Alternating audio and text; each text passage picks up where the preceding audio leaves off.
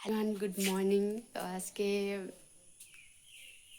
কটা বাজে জানো? এখন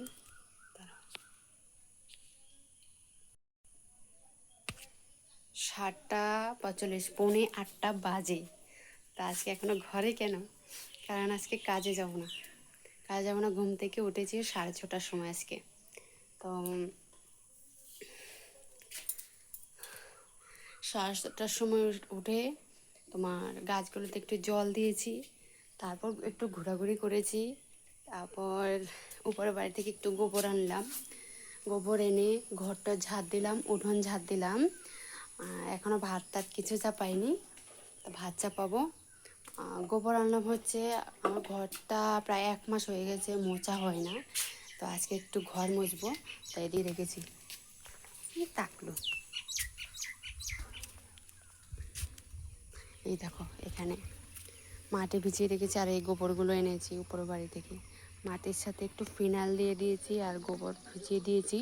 ফিনাইল দিয়েছি হচ্ছে ঘরে প্রচুর ব্যাং স্যাং একদম উৎপাত করে, পিঁপড়ে হয়ে যায়, তার জন্য ফিনাইল দিয়ে দিয়েছি। আর আমার ছেলের কাণ্ড, হাই রে কেন মাইসাগুলি, এই দেখো এখানে ছিল, এখান থেকে মনে নামাই নিছে। কেন নামাইছে সেগুলি?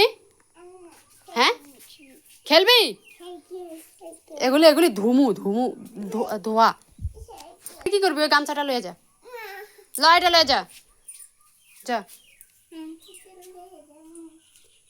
সকাল সকাল জল দিতে গেছি, আর ও কি করছে, প্যান্ট পুরো ভেজে লেছে। এখন প্যান্ট খুলে পুরো শুধু গেঞ্জিটা পরে আছে।